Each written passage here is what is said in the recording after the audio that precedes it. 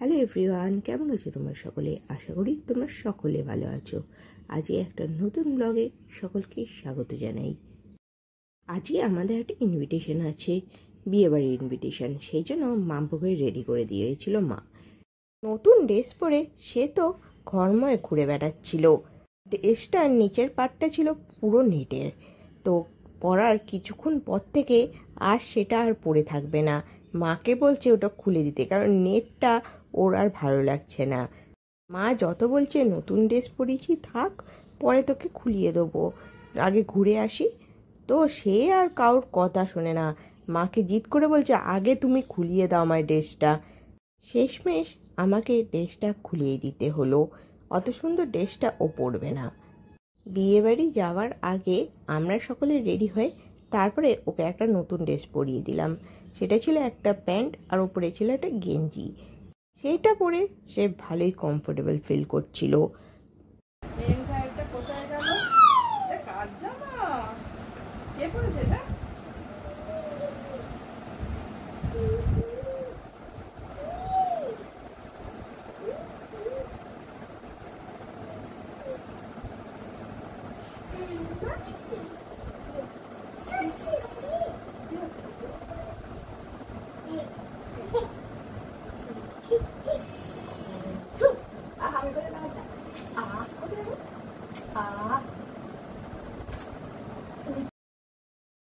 আমরা সকলে রেডি হয়ে এবার বেরোবো। ইনভিটেশন বাড়িটা আমাদের বাড়ি থেকে বেশি দূরে নয়। রেডি হওয়ার পর মাম্পু তো আর বাড়িতে থাকবে না, ও এক্ষুনি বাড়ি থেকে বেরিয়ে যাবে ইনভিটেশনে। সেই জন্য মাকে টানতে টানতে নিয়ে যাচ্ছে। দেখো, আমরা বেরিয়ে পড়েছি ইনভিটেশন বাড়িতে যাওয়ার জন্য। ভিলাতে পৌঁছে দেখলাম ভিলাটা বেশ সুন্দরভাবে সাজানো গোছানো হয়েছে। চলো এবার ভেতরে ঢোকা যাক। ভেতরে ঢুকিয়ে দেখলাম সুন্দর একটা গণেশের মূর্তি। চলো বর বউকে দেখতে যাই। এটা ছিল একটা রিসেপশন পার্টি। দাদা আর বৌদিকে খুব সুন্দর লাগছিল, আর সাজটাও দারুণ হয়েছিল। ইনভিটেশন বাড়িতে গিয়ে সবার সঙ্গে দেখা করার পর আমরা গেলাম স্টার্টার কাউন্টারের দিকে। স্টার্টারে ছিল চিকেন রেশমি কাবাব, ককটেল ফিঙ্গার আর ভেজ মোমো।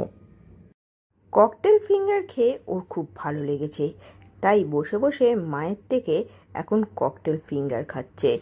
ও ইনভিটেশন বাড়িতে গেলে ও ফ্রাই জাতীয় জিনিস খেতে খুব ভালোবাসে। এখানে ছিল একটা মকটেল কাউন্টার, আমি সেখান থেকে একটা মকটেল নিয়ে চলে এলাম। আমি খাচ্ছি দেখে মাম্পু তো আমার হাত থেকে গ্লাসটা নিয়েই নিল। সে এখন শরবত খাবে। যত বারণ করছি ওর মধ্যে বরফ দেওয়া আছে, খাস না, সে কে আর কার কথা শোনে। একটুখানি নিয়ে খেতে গেল বলে মাকে তো খেতেই দিল না, সে নিজেই শুধু খাবে। স্টর গ্লাসটাকে নিয়ে এমন টানাটানি করছিল, একটু হলেই পড়ে যেত। মা ওর থেকে নিয়ে শরবতটা খাওয়ার চেষ্টা করতে সে তো চেঁচাচ্ছে, মাকে সে খেতেই দেবে না কিছুতেই। ঠান্ডা ঠান্ডা মকটেল তার খেতে দারুণ লাগছিল। তার তো ওখানে গিয়েও দুষ্টুমি শুরু, সে কিছুতেই একটা জায়গায় বসবে না। তাই আমি আর ও দুজন মিলে পুরো ভিলাটা ঘুরে দেখছিলাম। আমরা এলাম মেন খাবারের দিকে। এই দিকে ছিল স্যালাড কাউন্টার। স্যালাড কাউন্টারের পাশেই ছিল প্লেট রিসিভিং কাউন্টার। সেখান থেকে প্লেট নিয়ে চলে গেলাম আমরা মেন খাবারের দিকে। দেখি মেন খাবারে কি কি আছে। আমি ফ্রাইড আইটেম দিয়ে আমার খাবার শুরু করলাম। মাম্পুকে বাবার কাছে দিয়ে আমি আর মা এসেছি এখন ডিনারের জন্য, কারণ মাম্পুকে একজনকে ধরতে হয়, আরেকজন খেতে পারে। বাবা আগেই বাবার ডিনারটা কমপ্লিট করে নিয়েছিল। মাম্পু এতটাই দুষ্টুমি করে যে ওকে নিয়ে কিছুতেই খাওয়া যায় না। আমরা মেন খাবার শেষ করে এলাম ডেজার্ট কাউন্টারের দিকে। ডেজার্ট একটু খাওয়ার পর আমি নিয়ে আসলাম আইসক্রিম, আর মাম্পু দেখলাম মায়ের পুরো আইসক্রিমটায় নিজেই বসে বসে একা একা খাচ্ছে। সে বিয়েবাড়িতে এসে স্টার্টার খেয়েছে, ডেজার্ট খেয়েছে, এখন বসে বসে আইসক্রিম খাচ্ছে। আমি সবসময় ইনভিটেশন বাড়িতে যাবার আগেই মাম্পুকে ওর ডিনারটা করিয়ে নিয়ে আসি, কারণ ইনভিটেশন বাড়িতে এসে কি খাবে না খাবে কিছুই জানি না। আইসক্রিম খাওয়ার পর এখন মায়ের থেকে সে জল খাবে, সেই জন্য ছিপিতে তাকে জল দিতে হবে, ও ছিপি করে জল খাবে। তার অবস্থা দেখো, বদমাইশির একটা শিরোমণি। খাওয়া দাওয়া শেষে সবার সঙ্গে দেখা করে বেরোতে যাব, সেই মুহূর্তেই বাইরে প্রচণ্ড জোরে বৃষ্টি শুরু হলো। তো এখন অপেক্ষার পালা, কখন বৃষ্টি থামবে তারপর আমরা এখান থেকে বেরোতে পারবো। আর এইদিকে তো মামপুর একটার পর একটা বদমাইশি। মায়ের হাত থেকে ন্যাপকিন নিয়ে সে ভালো করে নিজের মুখটা মুছে নিল, তারপর আবার সেই ন্যাপকিনটা আবার মায়ের হাতেই ধরিয়ে দিল। বৃষ্টি থামার পর বাড়িতে ফিরে মামপুর কাণ্ড দেখো, সে চুড়িটাকে কোথায় উঠিয়ে পড়েছে। বাড়িতে ফিরেও তার যেন দুষ্টুমি শেষ হচ্ছে না। তাকে যত বলছি ঘুমোতে আয়, সে কার কথা শুনে, সে নিজের মতন বিভিন্ন জিনিস নিয়ে খেলতে ব্যস্ত।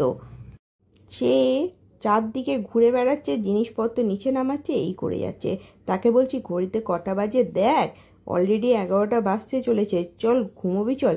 সে একবার নিজের গাড়ি নিয়ে খেলছে, একবার নিজের পুতুল নিয়ে খেলছে, এই করে যাচ্ছে। সকালবেলা ঘুম থেকে ওঠার পর থেকে ওর দুষ্টুমি শুরু হয়, আর রাত্রিবেলা ঘুমোতে যাবার আগের মুহূর্ত অবধি ও দুষ্টুমি করতে থাকে। আজকের ভিডিওটা এইটুকুই। ভালো লাগলে লাইক, শেয়ার অ্যান্ড সাবস্ক্রাইব করতে ভুলো না। সকলে ভালো থেকো, সুস্থ থেকো, আর সকলকে ভালো রেখো। Tata, by.